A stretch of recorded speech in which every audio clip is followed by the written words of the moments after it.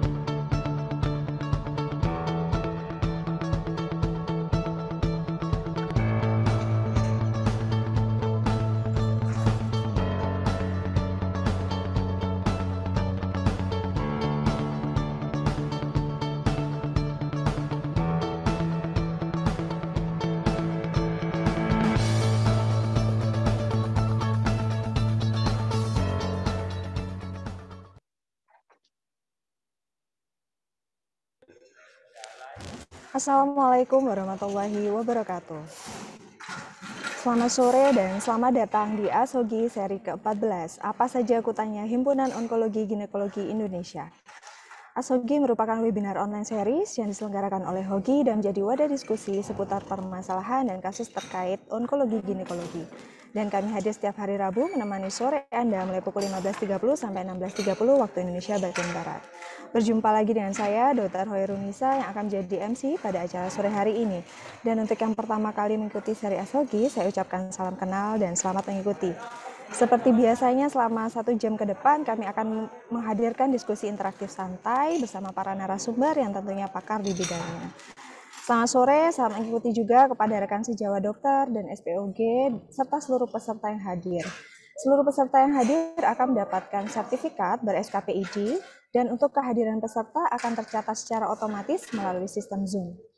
Selama acara, kami harapkan kepada para peserta untuk dapat mengajukan pertanyaan baik secara langsung dengan menekan tombol raise hand terlebih dahulu atau dapat menuliskan pertanyaannya di kolom Q&A yang telah kami sediakan. Dan sore hari ini sudah hadir 2 narasumber kita yang akan berbagi ilmu dan pengalaman pada ASOGI seri ke-14 ini. Izinkan saya memperkenalkan para narasumber kita sore ini. Yang pertama Dr. Afi Angelia Ratnasari, spesialis obstetrik ginekologi konsultan, selaku konsultan onkologi ginekologi dari Fakultas Kedokteran Universitas Negeri 11 Maret Surakarta. Selamat sore, Dokter. Selamat sore, Dr. Herunisa. Selamat sore, Baik. Dok. Semuanya, Dok. Untuk narasumber kita yang kedua yaitu Dr. Roy Justin Simanjuntak, spesialis obstetrik ginekologi konsultan, selaku konsultan onkologi ginekologi dari Fakultas Kedokteran Universitas Sumatera Utara Medan. Selamat sore, Dr. Roy. Selamat sore, Dokter Karenisa. Selamat sore, Dokter Raffi, Dokter Hari, dan semua sejawat. Sehat.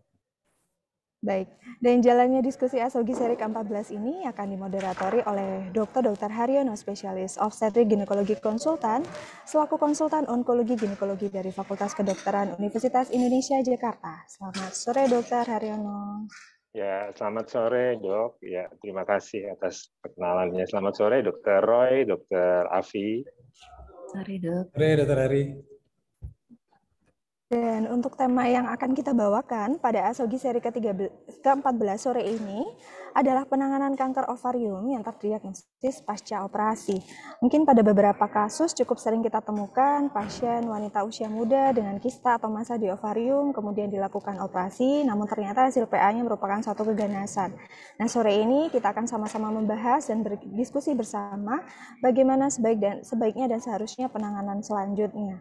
Namun sebelum kita memulai diskusi ASHOGI, terlebih dahulu kita akan menyimak sambutan oleh Ketua HOGI yang dalam hal ini diwakili oleh Sekjen HOGI.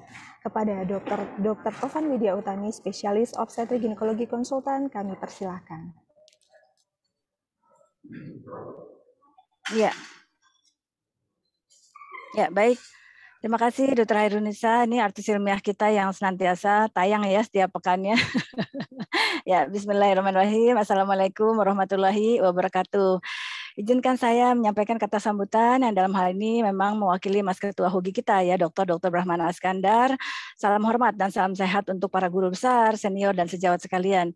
Pertama, saya ingin menyapa juga partisipan terlebih dahulu. Selamat sore semuanya, teman-teman sejawat dokter-dokter spesialis, dokter umum maupun siapapun yang menjadi peserta dalam HOGI ini dimanapun berada ya. Berjumpa lagi kita dengan webinar series yang sudah melekat di hati kita semua HOGI ya. Apa saja kutanya HOGI ya, tentu apresiasi yang sangat tinggi atas konsistensi tim solid di balik layar yang secara istiqomah mengawal HOGI ini ya setiap pekannya. Tentu ini bukan pekerjaan yang ringan ya, jadi sangat berterima kasih jadi kepada Dr. Hairunisa, Dr. Birama, Mbak Lucy, Mas Alan, dan juga tentu atas arahan Mas Ketua kita Dr. Brahmana. Terima kasih banyak. Kalau mengutip apa yang disampaikan Mas Ketua ya, setiap pekan hari Rabu sore yuk kita buka ya selama 1 jam pukul 15.30 hingga 16.30 waktu Indonesia Barat, buka HP, buka gadget, ngobrol ilmiah dengan gaya sersan ya, kita sebut serius tapi santai, santai namun serius. Alhamdulillah sejak Desember 2021 yang lalu, mulai seri pertama HOGI kita saat ini memasuki pekan kedua bulan Maret 2022, kita sudah sampai pada seri ke-14, luar biasa ya. Jadi saya rasa kita sudah pernah menembus hampir 300 partisipan untuk suatu webinar yang baru sampai 3 bulan ini, tentu ini adalah suatu prestasi ya. Nah, HOGI ini memang sekali lagi merupakan prakarsa dari Dr. Brahmana sebagai Ketua HOGI dan tentunya memang melanjutkan cita-cita Ketua dan Sekjen HOGI sebelumnya, guru kita Profesor Andriono dan Dr. Gatot Purwoto tentang perbincangan ilmiah seputar permasalahan onkologi ginekologi dengan mengangkat topik-topik yang ringan dan sederhana namun applicable buat teman-teman semua ya. Nah, saat ini topik yang diangkat pada HOGI seri ke-14 ini adalah tentang penanganan kanker ovarium yang terdiagnosis pasca operasi. Ya, di sini sudah hadir pakar-pakarnya, saya rasa ya, kakak saya yang luar biasa ini Dr. Haryono Winarto dan adik-adik saya juga ya yang luar biasa dari Solo dan Medan, Dr. Afi dan Dr. Roy ya. Nah, mungkin sedikit tentang ulasan kanker ovarium ya. Saya tidak akan panjang lebar karena di sini pasti akan diulas tuntas oleh para pakar-pakar di sini. Seperti telah kita ketahui bersama, ovarian cancer itu adalah suatu keganasan ginekologi yang bahkan dibilang terburuk ya pada perempuan di seluruh dunia. Di mana kita melihat dari kajian 96 kajian ya, 96 paper pada 35 tahun terakhir ini ternyata survival pada kanker ovarium ini relatif tidak mengalami perbaikan ya. Jadi dikatakan secara general hanya sekitar 45%. Tentu ini adalah suatu tantangan bagi kita bersama gitu ya. Bagaimana kita bisa melakukan upaya deteksi dini, tentu bukan screening ya. Jadi bagaimana kita mendiagnosis awal suatu kanker ovarium. Nah, memang kalau kita bicara tentang cornerstone atau terapi utama pada kanker ovarium ini memang utamanya adalah surgery ya, cytoreductive surgery dengan kemoterapi ya. Jadi ini memang strategi manajemen terhadap setiap kanker ovarium. Nah, bagaimana strategi manajemen terhadap setiap dugaan kasus kanker ovarium harus memang lebih tajam ya. Jadi memang pada in the first place kita harus tahu manajemen yang terbaik ya.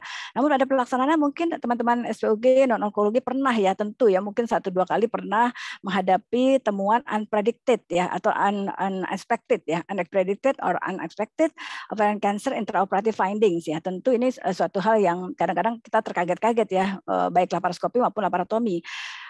Yang mungkin teman-teman suka melakukan laparoskopi ya dengan dugaan suspek kista endometriosis ya, ternyata terkaget-kaget PA post-op-nya adalah clear cell atau endometrioid adenokarsinoma. Nah, Padahal cairan intrakistanya mungkin sudah kemana-mana karena memang sengaja dipecahkan gitu ya. Nah, mungkin juga bisa ditanyakan kepada pakar-pakar di sini kasus lain ya, misalkan kasus-kasus yang terkait non endometriosis misalkan gitu ya. Jadi mungkin kita bisa mengetahui bagaimana sih sebenarnya strategi untuk mencegah temuan unpredicted atau unexpected tadi. Kemudian what is the best management, what is the management option, pilihannya apa saja dan apa sih yang terbaik gitu ya. Apakah dilakukan operasi atau laparotomi atau misalkan ya pasien tentu shock ya secara psikologik, misalkan dilakukan penawaran atau pilihan untuk dilakukan operasi lagi gitu ya untuk menentukan stadium, ataukah mungkin langsung kemoterapi atau observasi saja. Nah itu bagaimana, nanti mungkin kita akan diskusikan secara tuntas bagaimana terapi terbaik ya, strategi terbaik, dan memberikan penjelasan informed consent yang mungkin berpotensi pada ethical medical legal issue. Itu juga mungkin suatu hal pembahasan yang sangat penting ya, tidak kalah penting dengan pembahasan sebelumnya. Monggo teman-teman sejawat tanyakan apa saja in detail ya, mumpung ada pakar-pakarnya di sini ya, Dr. Haryono, Dr. Afi, dan Dr. Roy. Ya mungkin itu saja dari saya. Akhir kata, selamat mengikuti Astrologi seri ke-14 ini. Semoga banyak manfaat yang dapat diambil, terutama tentu untuk kebaikan pasien-pasien dan kita semua ya. Amin ya. Jadi mungkin itu saja dari saya. Mohon maaf atas hal yang kurang berkenan. Kami sangat terbuka untuk segala masukan dari teman-teman sejawat demi perbaikan acara ini khususnya dan kita semua pada umumnya ya. Wabillahi taufiq wal hidayah. Terima kasih banyak atas partisipasi aktifnya. Wassalamualaikum warahmatullahi wabarakatuh. Saya kembalikan kepada Dr. Nisa. Monggo. Assalamualaikum warahmatullahi wabarakatuh. Baik, terima kasih Dr. Tovan atas sambutannya. Dan selanjutnya adalah acara Asogi. Diskusi ini akan dipandu oleh moderator kita sore ini, dan kepada Dr. Haryono, spesialis obstetrik ginekologi konsultan, kami persilahkan.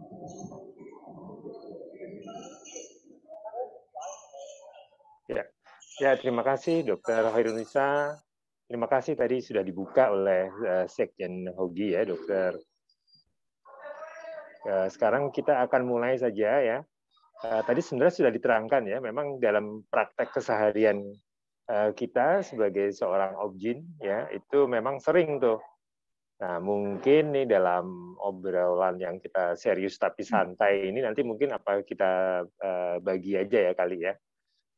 Mungkin nanti Dokter Afi mungkin mengenai bagaimana atau apa sih yang harus dilakukan sebenarnya kalau kita berhadapan dengan kasus nih dari awal kelihatannya memang jinak, dan pada saat operasi juga operasi seperti operasi jinak ya, jadi hanya diangkat kistanya ya, terus habis itu setelah keluar histologinya baru deh kita, oh ini ternyata ganas ya. Tentunya memang panik itu bukan suatu solusi ya, dan itu juga mungkin terjadi ya nanti. Kemudian mungkin berikutnya Dokter Roy mungkin membahas mengenai sedikit triknya gimana sih kalau kita mau operasi supaya lebih memastikan, meskipun lebih bukan berarti pasti ya, maksudnya kita untuk memperkirakan kira-kira ini jinak atau ganas ya, baik epitelial maupun non epitelial ya. Mungkin supaya kita juga bisa memancing pertanyaan para pengikut Ashogi ini sekarang ya, yang terdiri dari dokter atau dokter spesialis ya. Mungkin Dokter Afi mungkin coba bisa mulai duluan. Baik dokter, terima kasih Dokter Haryono.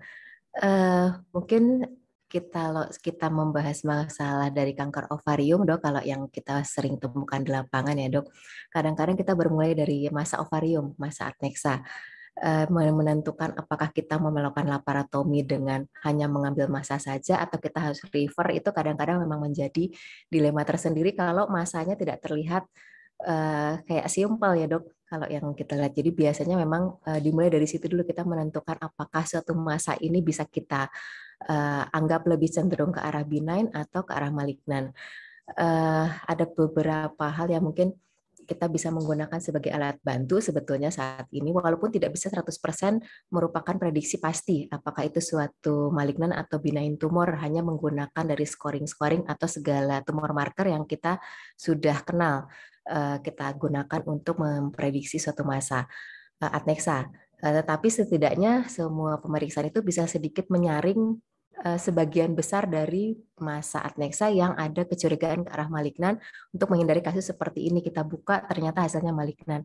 Walaupun tidak menutup kemungkinan seperti kata Dr. Haryono tadi bahwa 1-2 kasus kita lihat bahwa pemeriksaannya curiganya sih benign, benjolannya masanya pada awalnya terlihat reguler, tidak tampak massa yang pada pemeriksaan mungkin kita agak sedikit miss, tapi tidak terlihat ada gambaran massa lain yang mencurigakan ke arah malignan seperti bagian solid atau papil yang mungkin juga karena kita yang miss melakukan pemeriksaan, sehingga setelah kita melakukan tindakan operatif pada pasien, ternyata hasil yang didapatkan cukup mengejutkan berupa hasil malignan. Atau masa padat juga ada 1-2 pada usia muda, mungkin kita lihat terlihatnya seperti fibroma, baik, permukaannya semuanya oke. Ada sedikit 1-2 kasus yang mungkin anamnesisnya kita agak miss, mungkin ada perdarahan yang irregular kita tidak lihat di situ, tapi begitu kita lihat ternyata ada masa solid tumor tersebut merupakan masa malignan. Yang menjadi dilema adalah setelah kita mendapatkan hasil malignan itu kita harus mereview ulang apa yang kita lakukan pada pasien tersebut. Kita harus melihat historinya, anamnesisnya, bagaimana keluhan di awalnya, apakah pada waktu pasien datang pertama kali sudah mendapatkan keluhan tambahan selain benjolan misalnya, seperti tadi pada masa solid mungkin ada 1-2 yang mempengaruhi hormonal sehingga dia menimbulkan irregular bleeding yang mungkin kita miss di situ. Kemudian juga kita harus mempertimbangkan paritas pada pasien-pasien dengan masa adnexa karena tidak semuanya mungkin datang pada usia tua. Sebagian saat ini bahkan ditemukan pada usia muda, pada usia reproduksi aktif atau bahkan belum menikah, masih young age sekali. Jadi paritas masih merupakan pertimbangan yang paling kita berat di situ untuk melakukan tindakan operatif yang lebih istilahnya lebih berat, lebih mempengaruhi untuk masa depan reproduksi seorang wanita. Termasuk juga tindakan operatif apa yang kita lakukan pada saat operasi pertama. Apakah kita melakukan tindakan yang menyebabkan spill dari konten tumor ovarium. Misalnya kadang sebagian besar mungkin masih didapatkan saat ini karena terlihat tumornya itu sepertinya adalah simple cyst, sedangkan ukurannya relatif besar, kita lakukan fungsi kista mungkin atau dipecahkan kistanya supaya irisannya tidak terlalu besar. Kita lebih mudah untuk mengangkat tumor. Ternyata hasilnya malignan, itu tentunya akan mengaruhi prognosis karena ada kemungkinan spill dari cairan malignansi ke cavum peritoneum. Termasuk juga tindakan apa yang kita lakukan terhadap ovarium yang terdiagnosis sebagai kanker. Apakah kita sudah melakukan salving ovarectomy unilateral atau kita hanya melakukan kistektomi. Jadi masih meninggalkan sebagian dari masa ovarium pada sisi yang diketahui ada kansernya. Dan seringkali pula pada saat kita melakukan tindakan operasi pada masa adnexa yang diduga jinak awalnya, seringkali kita agak mengabaikan untuk mengeksplorasi dari organ ginekologi yang lainnya.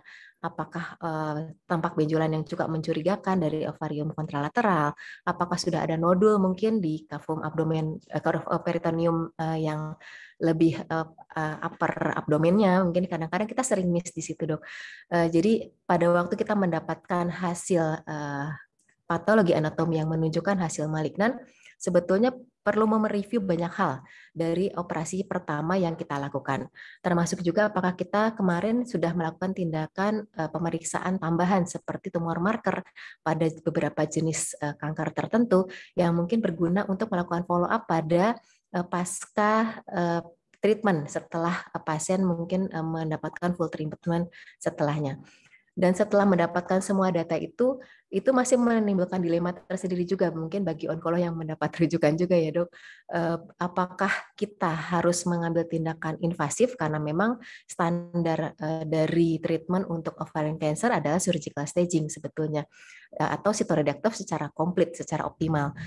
Itu berarti kita melibatkan pengambilan organ reproduktif yang mengakibatkan mungkin fungsi reproduksinya juga akan hilang pada beberapa pasien yang mungkin sangat berpengaruh pada yang usia muda.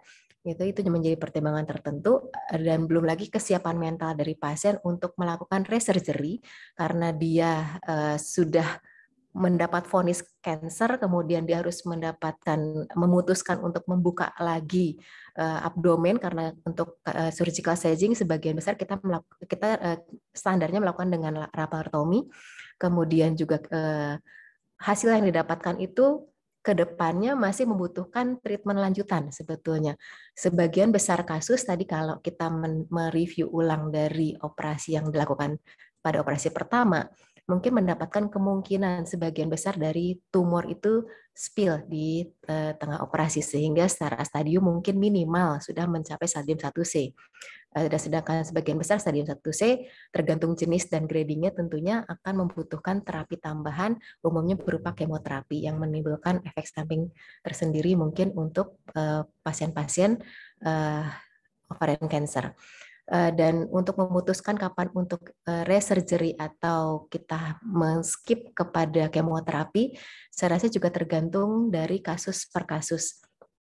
Kalau kita lihat dari kasus yang sering didapatkan, biasanya yang miss itu lebih banyak kepada benjolan yang curiganya lebih benign ya dok, seringkali. Walaupun tidak menutup kemungkinan juga mungkin ada yang sebetulnya dibuka sudah dalam kondisi awalnya pemeriksaannya sudah mencurigakan, tapi mungkin ada yang karena keterbatasan fasilitas tidak bisa merujuk atau dia terpaksa buka gitu. Tapi kalau sebagian besar yang benar-benar tidak terduga itu incidentally finding, kebanyakan adalah masa-masa tumor yang penampakannya sih baik-baik saja, mulus-mulus saja kalau kita buka di rantai operasi gitu, tidak ada pertumbuhan papilari di permukaan tumor, tidak ada pertumbuhan tumor di kavum peritoneum sehingga kita tidak mencurigai adanya keganasan dan pemeriksaan USG-nya ataupun tumor markernya normal.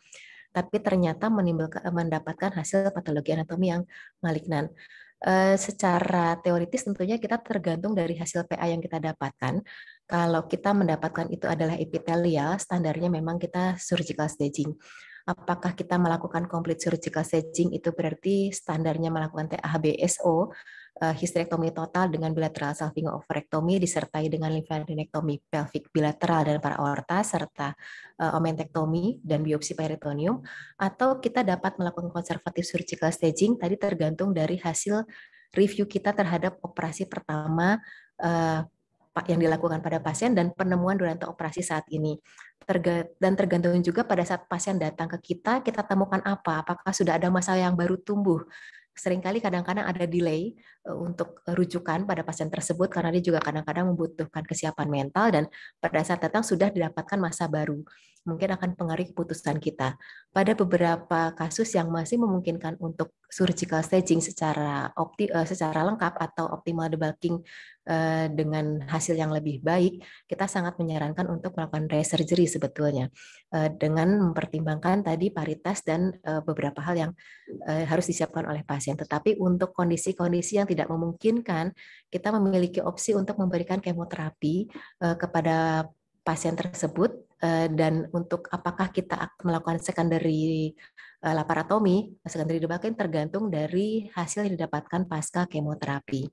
Dan itu pun tergantung pula dari tadi hasil PA-nya dan sejauh apa kita melakukan tindakan operasi di operasi pertama.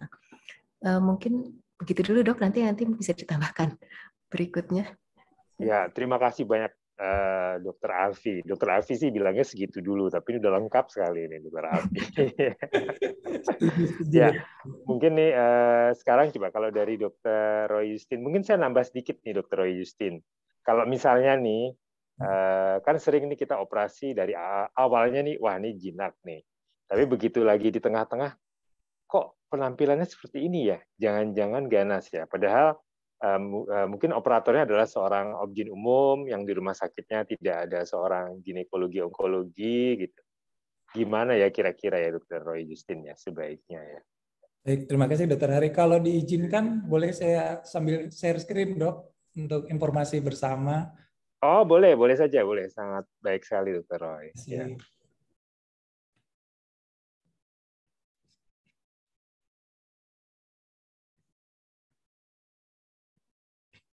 Oke, baik. Terima kasih Dr. Hari, Dr. Afi.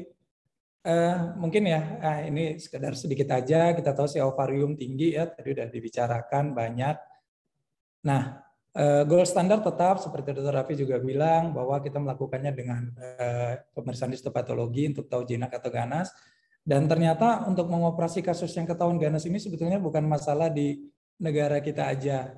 Untuk screening tadi Dr. Raffi juga udah jelaskan, kita toolsnya udah banyak ya, udah bisa pakai IOTA ya, Roma, RMI dan lain sebagainya. Tapi kadang-kadang tetap miss itu juga bisa terjadi ya, walaupun secara literatur dikatakan kalau kita lihat sensitivity dan negative predictive value-nya bagus ya kalau kita lihat pada Roma secara data.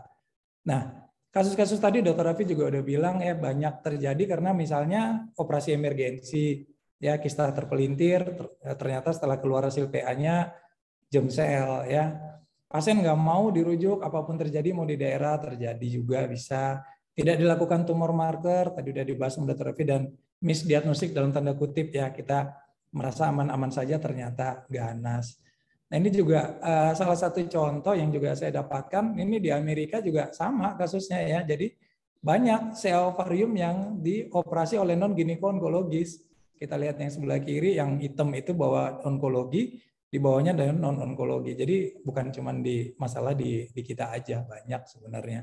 Nah, ini sebetulnya salah satu yang jadi bisa jadi pegangan kita, bahwa kita tahu ya kalau SOC kan standard of care ya, bahwa operasi pertama sebetulnya sangat menentukan untuk prognosa pasien. Ya kita harus akuin itu, dan kita lihat bahwa yang dilakukan onkologi memang lebih baik. Sekali lagi mohon maaf, bukan untuk merasa superioritas, enggak, tapi semata-mata hanya untuk keselamatan dan keamanan pasien.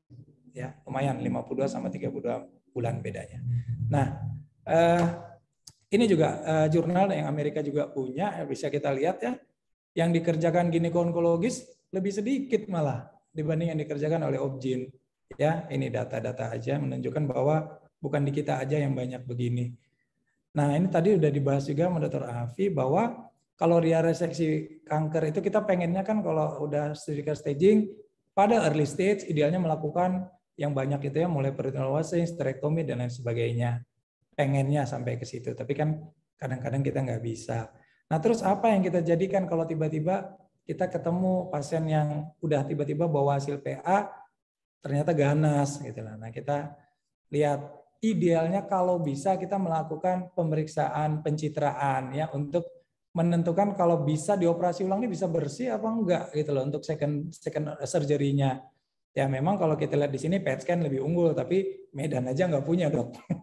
Ya kita harus kirim ke Jakarta. Tapi kalau kita lihat ya CT scan dan MRI cukup bagus untuk menentukan apakah kita bisa melakukan tindakan yang second surgery yang bersih lah dalam tanda kutip ya, untuk tercapai residual mass 0 atau ya less than 1 cm paling enggak.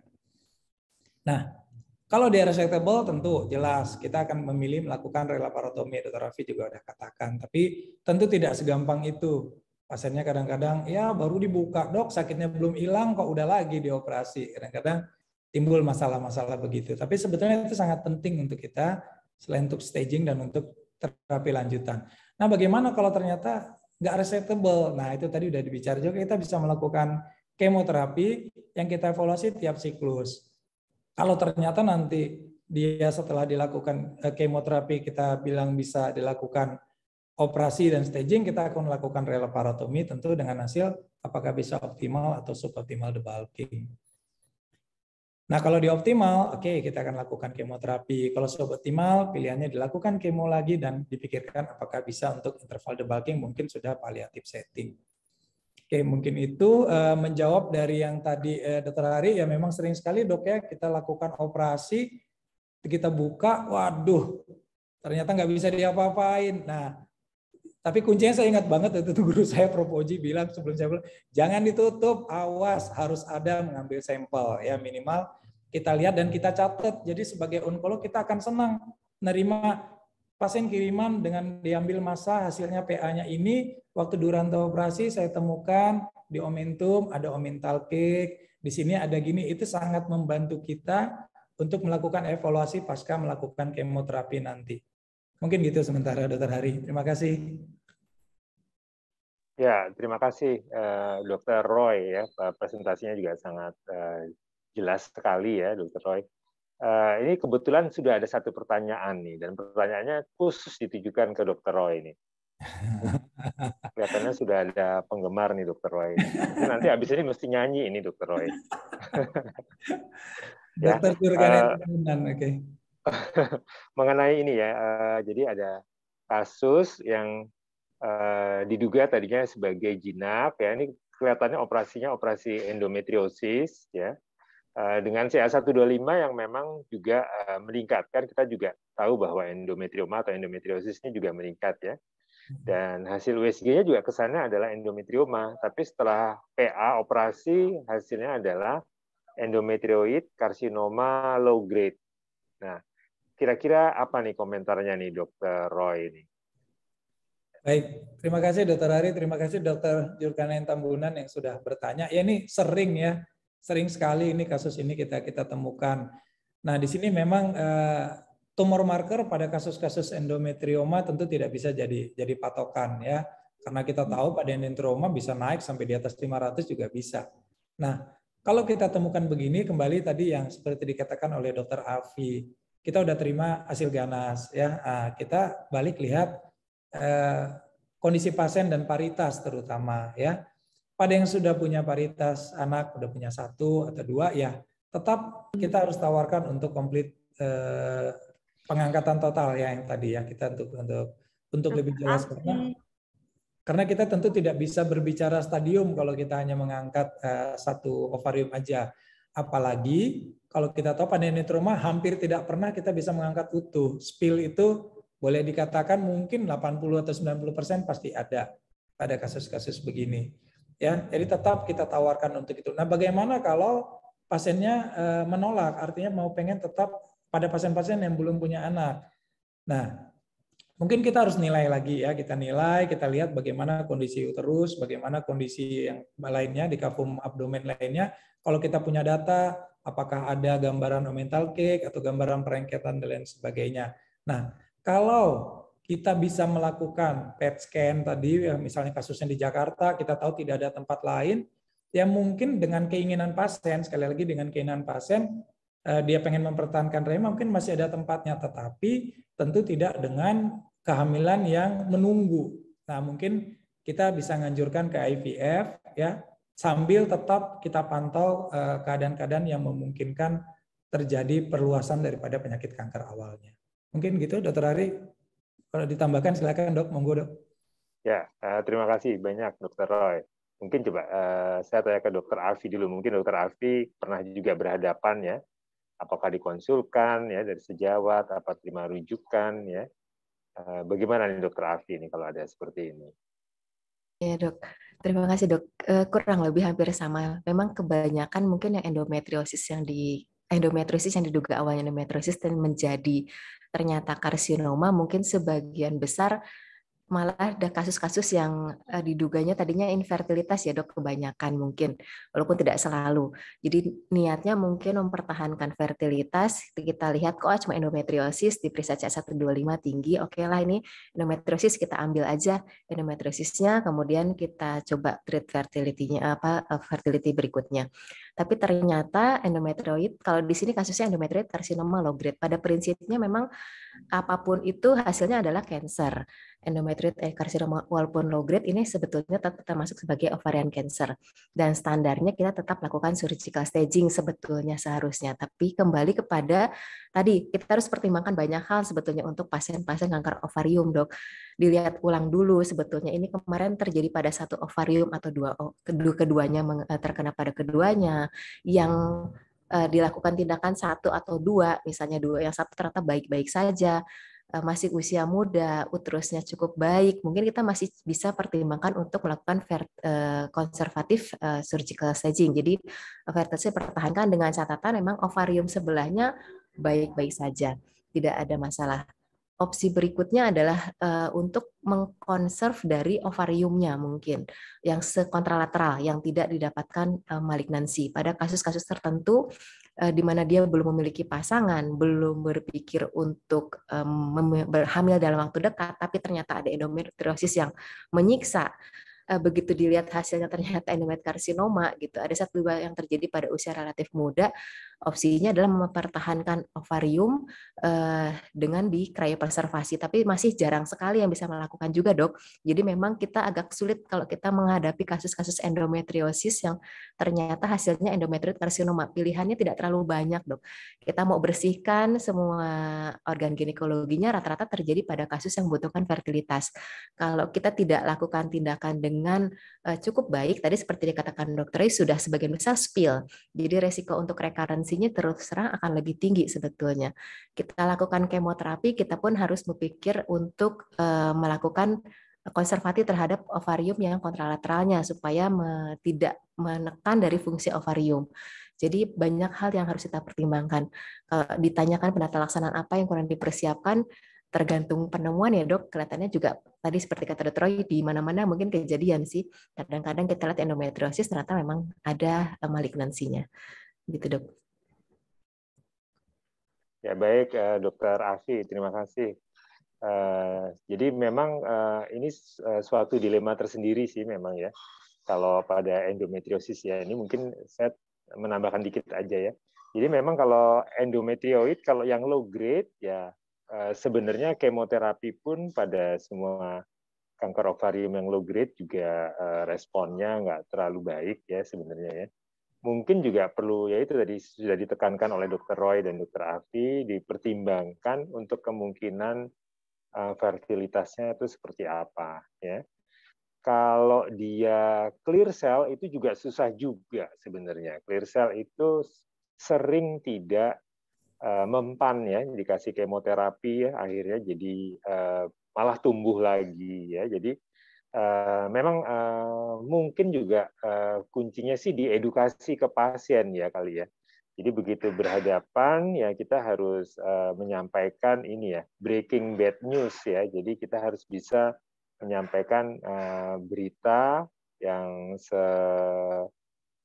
sejujur mungkin ke pasien ya, tentunya dengan bahasa pasien, bukan bermaksud menakut-nakuti ya, tapi kadang-kadang kita memang harus memberitahu bahwa apalagi kalau clear cell itu kita mesti sangat hati-hati ya. Jadi bisa saja pada saat di kemoterapi misalnya akhirnya dirujuk, dikirim ya. Kadang-kadang kalau tidak ada fasilitas ginekologi onkologi, saya juga pernah berhadapan dikonsulkan ke sejawat kita di hematologi onkologi dan diberikan kemoterapi, terus tapi tumbuh lagi gitu ya. Sebenarnya bukan karena hematologi onkologinya, tapi dikirim ke kita pun kalau kita kemoterapi ya bisa tumbuh lagi memang pada clear cell ya. Jadi memang endometriosis ini masih dilema. Saya setuju sekali. Jadi memang ya tergantung bagaimana pilihan pasien ya. Jadi ya kita berikan aja ke pasien apa adanya. Kalau kemoterapi seperti apa. Terus kita juga mesti melihat apakah masih pantas nggak sih ditahan-tahan nih gitu. Misalnya umurnya 42 ya. Terus kita juga jangan lupa ada pemeriksaan yang sering sekali dilakukan oleh sejawat kita di sub imunoendokrin dan reproduksi, yaitu AMH ya. Jadi AMH-nya juga mesti dilihat ya kelihatannya ya. Ya. Ini ada pertanyaan lagi nggak ya? Oke. Mungkin kalau ada pertanyaan lagi dari sejawat boleh disampaikan melalui kolomnya Q&A ya. Begitu ya Dokter Hoirunisa ya? Iya benar dokter. Ini Ya. ada yang raise hand dokter. Oh oke ya.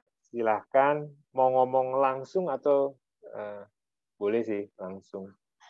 Atau gimana nih Dokter Hoirunisa? Ini dokter Sunyoto, monggo dok. Oh iya, silahkan dok. Ya.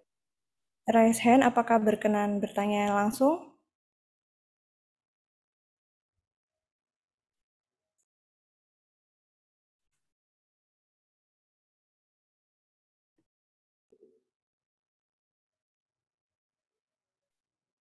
Mungkin belum dok, atau kepencet mungkin dok. Oh, oke ya. Oke. Ya. Baik. Ada misalnya juga yang perlu mungkin menjadi concern adalah pada usia tua ya, pada usia tua postmenopause ya. sering sekali kita juga berhadapan masa neoplasma ovarium ya. Kalau di kita USG kok ada seperti gambaran dermoid ya. Kira-kira bagaimana nih? Boleh Dokter Roy Justin atau Dokter Afi? Mau siapa dulu nih, Dokter Roy? Saya justru mau tanya juga nih kalau ada seperti ini. Ya, silakan dok. Ya, baik, mungkin saya. Makasih Dokter Hari. Memang pada usia tua kadang-kadang justru memang dilemanya beda ya, dilemanya beda. Datang pasien ya, let's say 70 tahunan ke atas, dia punya masa gede ya. Mungkin ya kita tetap harus melakukan urutan-urutan, kita periksa fisik diagnostik, ya melalui anamnesa dulu, maaf kita lihat sudah berapa lama, apakah ada tanda-tanda penekanan, kadang-kadang ini yang lebih penting ya. Kita lihat apakah sudah terjadi penekanan, susah buang air besar misalnya, atau nyeri, dan kemudian akan kita lakukan pemeriksaan, ternyata ada massa. Tentu tetap pilihan kita pertama adalah untuk menawarkan apabila kondisinya memungkinkan, kita lakukan untuk tindakan operasi. Dan ini memang sulit. Ya, saya kadang-kadang bahasa saya adalah keluarga silakan memilih ya, tetap ya kita kasih.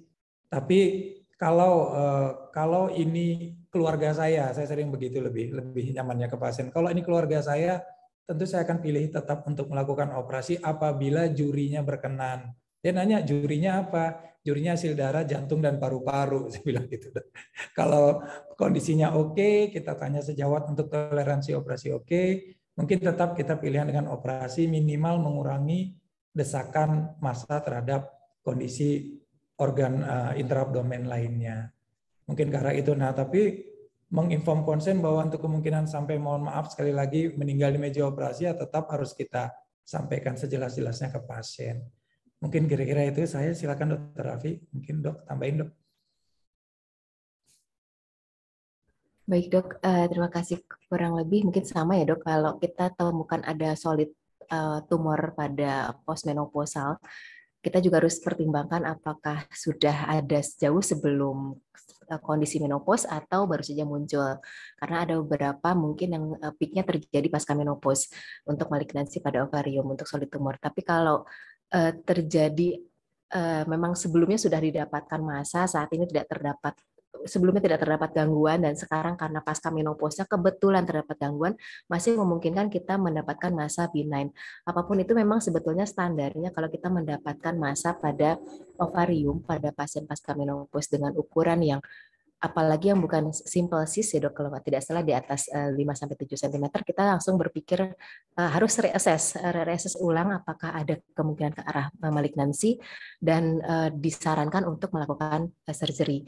Kalau solid tumor mungkin lebih banyak hati-hatinya untuk pasien-pasien yang postmenopausal karena kejadian untuk malignansinya akan lebih tinggi pada pasien postmenopausal, apalagi jika disertai dengan gejala tambahan seperti irregular bleeding.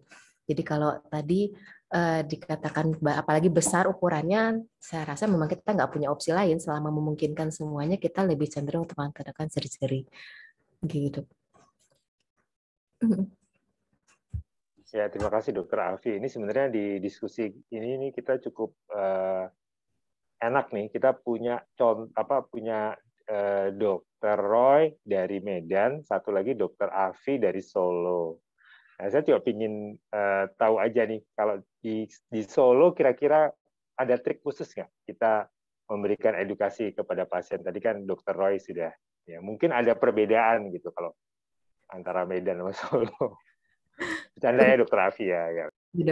Untuk pasien menopause tadi dok, pasca menopause dok. Ya, kalau di Solo sebetulnya mungkin karena kami ini ya dibilang susah dijangkau tidak juga ya dok, tapi kebanyakan mungkin masih mendapatkan pasien dari daerah dok. Jadi kalau kita dapat pasien pasca menopause kemudian melakukan tindakan operasi, kalau kita punya fasilitas kita langsung sudah berpikir ke arah malignan, kita frozen section dari awal dok. Sehingga kalau dia sudah mendapatkan malignan kita langsung sudah dikasih jeng dari awal. Yang jadi masalah kadang-kadang itu dilakukan surgery-nya di perifer dok, di perifer kemudian datang ke kami sudah mendapat hasil tadi seperti di judul pada kasus kali ini adalah malignan. kemudian mau dilakukan tindakan untuk resurgery pada pasien usia tua, kebanyakan itu lebih banyak faktor nggak maunya dok untuk pada usia tua. Jadi kita untuk edukasi itu juga agak berat. Atau kalaupun dia misalnya setuju untuk operasi, pasti berharapnya untuk tidak dapat terapi tambahan berupa kemoterapi. Padahal kita tidak bisa menjamin itu karena tergantung dari hasil penemuan di rantai operasi. Yang menjadi kendala di situ sebetulnya untuk faktor daerah dok. Kalau untuk edukasinya nggak jauh beda, saya rasa dok ya tetap sama sih, kita berusaha yang terbaik untuk pasien. Cuman karena faktor lingkungan itu yang agak sulit, karena Solo pun walaupun kami dekat dengan Jogja dan Semarang, tetapi karena mendapatkan pasien-pasien dari area pertengahan di situ yang untuk mencapai ke tempat kami masih melalui hutan dan pegunungan naik turun yang berkilo-kilo untuk mencapai, walaupun di cover BPJS, tetap mereka untuk memutuskan bolak-balik ke rumah sakit itu berat. Jadi kita harus mencari pilihan yang lebih memungkinkan untuk pasien, sedapat mungkin selesai dalam waktu singkat, sehingga evaluasinya lebih mungkin dilakukan ke tempat yang terdekat. Yang agak menjadi dilema juga adalah kadang-kadang kalau sudah selesai operasi dok dengan kemoterapi itu pasti nawar untuk melakukan follow up di daerahnya masing-masing. Itu yang agak sulit kita mungkin untuk mengatakan iya, karena tidak semua daerah memiliki fasilitas yang sama. Kalau memang kita mendapatkan pasien dengan respon yang cukup baik pasca terapi surgical staging atau kemoterapi, dan tidak tersedia fasilitas tumor marker, mungkin selama masih didapatkan fasilitas USG, kita masih bisa untuk menyerahkan pada SPOG di tempat masing-masing selama kondisi memungkinkan. Apalagi untuk pasien-pasien yang awalnya tidak diperiksa tumor marker, jadi kita memang nggak punya bandingan di awalnya untuk evaluasi tumor marker. Jadi kita hanya mengandalkan USG. Tapi untuk kasus tertentu yang kita nggak tahu fasilitasnya, dan pasien juga sulit untuk diedukasi, itu yang menjadi PR besar dok untuk follow up pasien-pasien the cancer pasca treatment untuk di daerah kami. Demikian dok, mungkin dari Dr. Roy. Ya, jadi kebetulan ada pertanyaan lagi ya ini ya. Ini pertanyaannya cukup bagus juga ya. Ini dari Dr. Irwin Lamtota Lumban Raja ya. Ini ada pasien 30 tahun pada USG didapatkan massa 10x10, kesannya solid, reguler, ya, mobile, Doppler tidak meningkat, ya, asalnya dari adnexa kiri. Tidak ada asites ya, ini memang. Dan tumor marker hanya bisa CA125, ya, dan ternyata tidak meningkat. Nah, ini pertanyaannya, bolehkah SPOG umum melakukan operasi? Apa yang harus dilakukan selain unilateral salpingo-ovarektomi atau kistektomi? Ya, kira-kira siapa nih, Dr. Roy? Silakan, Dok. Baik. Terima kasih, Dr. Hari. Terima kasih, Dr. Irwin, pertanyaannya. Jadi usia 30 ya, usia relatif muda, walaupun paritasnya tidak disebutkan, ada massa 10 cm, kesannya solid ya, kesan solid. Jadi kembali kita tadi kan kita punya formula ya, kita akan hitung kira-kira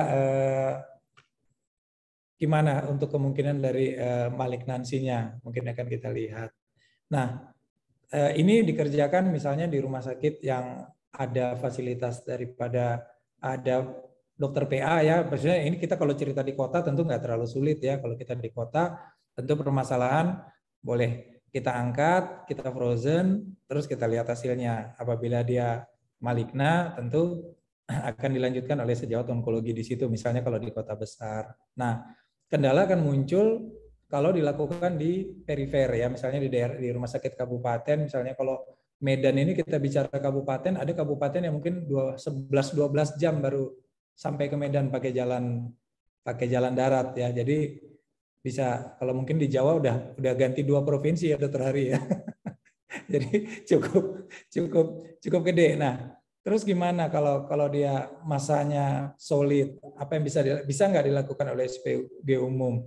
Mungkin juga menjawabnya ini juga akan bersayap. Jadi artinya kalau idealnya kalau sudah ada solid, tentu kan kita banyak berpikir usia muda, tentu goal kita pertama berpikirnya kan ke arah germ cell ya tentu ya. Kita khawatir ada germ cell tentu akan malignansi. Nah, kalau memang pasiennya memang kayak tadi sudah kita katakan memang ngotot tidak mau dikerjakan, nggak mau dikirim atau apa, saya rasa ya dengan segala penjelasan yang baik ya dikerjakan, tapi tentu seperti tadi dibilang kita tidak boleh hanya fokus kepada masanya saja, ya. Nggak boleh khusus pada masanya saja. Lihat ovarium kontralateral, gimana kondisinya. Kalau ada mencurigakan, mungkin bisa dilakukan incision, mengambil sedikit untuk pemeriksaan patologi untuk memastikan, terus periksa organ lain, periksa bagaimana kondisi omentum, dan diraba, dilihat organ-organ daerah retroperitoneal, apakah ada kecurigaan pembesaran, kelenjar, dan lain sebagainya. Ya, jadi banyak yang mesti dikerjakan, tetapi prinsipnya sih kalau memang massa solid, besar, kita mencurigai ke arah keganasan, idealnya mungkin harus dikerjakan di kota yang punya fasilitas. Itu kira-kira dari saya.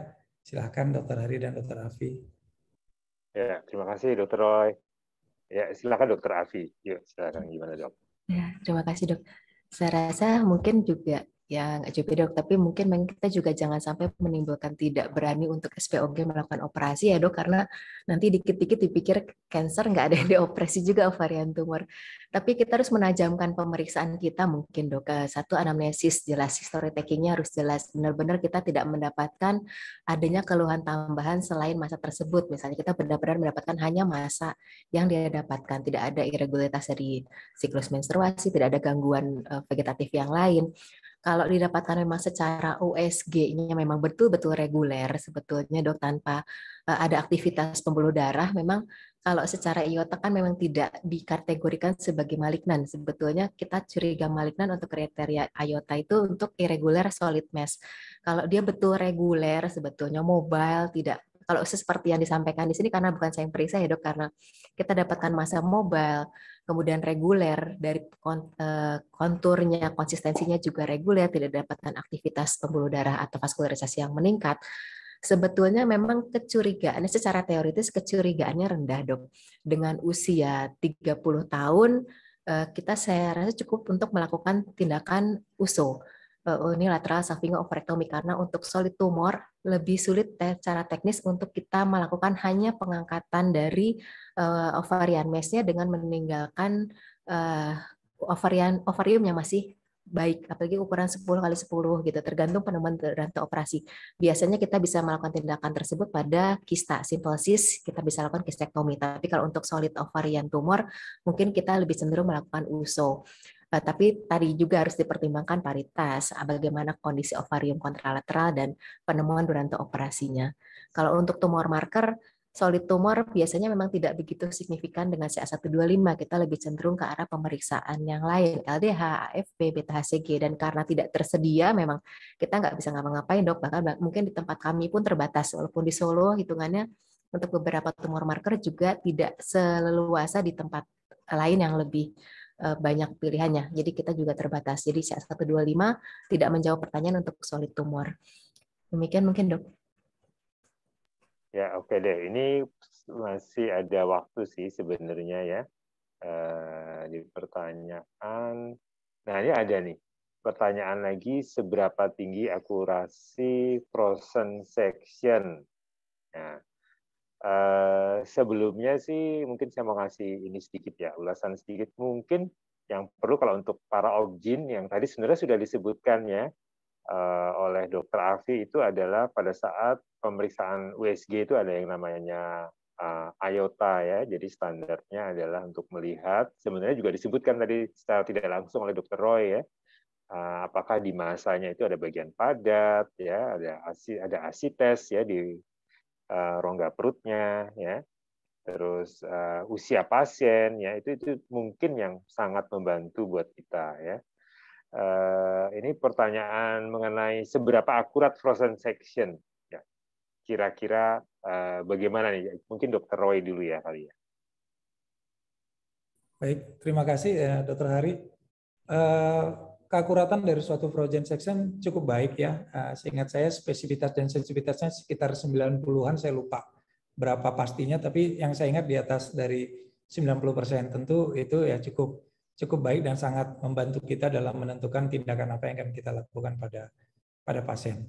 Cuman permasalahan tentu sebaran dari sejawat kita dokter PA juga kan nggak banyak ya dok. Kalau kayak seperti kami hanya 2 atau 3 kabupaten di luar daripada Medan sebagai ibu kota provinsi yang ada sejawat kita dari patologi anatomi. Makasih dok. Ya, kalau di Solo bagaimana Dokter Alfi mengenai dokter PA yang melakukan frozen section? Apakah ada di hampir semua penjuru atau gimana dok? Enggak dok, kami juga yang bisa melakukan frozen section secara rutin tuh hanya di Rumah Sakit Dr. Muardi dok, di pusatnya Rumah Sakit Provinsi. Tapi kalau untuk di rumah sakit swasta lain, tenaga PA-nya ada, dan kebetulan memang tenaga patologi anatomi dari Rumah Sakit Dr. Muardi, tapi untuk penggunaan alatnya dok yang kami harus meminjam dari luar. Jadi masih terbatas untuk melakukan tindakan frozen section dok. Kalau pasien BPJS terus terang memang kebanyakan kami hanya bisa kerjakan di tipe A. Kalau pasien umum baru kita bisa kerjakan di tipe lain karena kita harus meminjam alat dok. Begitu. Jadi memang sebaran untuk frozen section lebih sulit. Tapi kalau untuk akurasi cukup baik dok, seperti dikatakan dokter Roy, kita masih acceptable untuk frozen. Memang kadang-kadang tergantung dari yang mengerjakan dan lokasi dia mengambil sampel, tergantung dari jaringan yang kita kirim untuk frozen section. Tapi sebagian besar itu memberikan bantuan bagi kita untuk melakukan tindak lanjut. Ya, saya setuju sekali sih dengan Dokter Afi, dengan Dokter Roy ya. Jadi memang pada umumnya kalau terdiagnosis itu adalah malignant pada frozen section, itu biasanya benar. Ya, jadi akurasinya akan lebih tinggi kalau dia bilang malignant. Jadi false negatifnya bisa lebih tinggi daripada false positifnya ya. Jadi kalau dia bilang negatif, belum tentu negatif, tapi kemungkinan ya memang negatif, kemungkinan besar. Tapi kemungkinan untuk kesalahannya kalau dia bilang jinak itu biasanya suka lebih besar ya. Karena kalau yang ganas, atau kalau biasanya kalau menurut saya sih, ini pengalaman pribadi, kalau seorang ahli PA itu kalau dia ragu-ragu dia nggak akan ngomong ganas dulu, tapi mungkin jawabannya adalah menunggu jaringan parafin ya. Nah, ini tentunya juga memerlukan trik tersendiri nih kalau jawabannya adalah menunggu hasil parafin ya. Padahal mungkin pada saat pre-op kita juga sudah mengedukasi pasien, nanti kalau ganas Bu, kita akan melakukan A, B, C, D sampai H gitu misalnya ya. Tapi ternyata begitu itu jawabannya adalah ragu-ragu ya. Nah, ini sebaiknya sih tentunya sih semua yang ada di sini juga sudah tahu ya. Jadi mungkin ya mesti diantisipasi juga ya. Karena kadang-kadang pasien juga ya itu tadi kalau dioperasi 2 kali ya belum tentu mau juga ya. Jadi memang ini hal yang dilematis ya. Nggak ada jawaban yang benar atau salah sih. Kalau tentunya kalau sudah berusia cukup, sudah menjelang menopause, tidak mementingkan reproduksi dan memang sudah persiapan untuk diangkat ya mungkin dikerjakan saja juga lebih baik ya. Tapi tidak benar nggak bisa kita bilang ini salah, ini benar ya. Nanti ternyata keluarnya jinak lagi. Ya, jadi kadang-kadang masih sangat dilematis ya. Ya sama sih Dokter Roy dan Dokter Afi, di Jakarta pun nggak semua rumah sakit ya. Biasanya kita harus benar-benar pesan dulu, baru deh dokter PA-nya nanti bawa alat lah atau seperti apa gitu ya. Jadi kita mesti pesan dulu gitu. Ya. Kita lihat ada pertanyaan lagi nggak?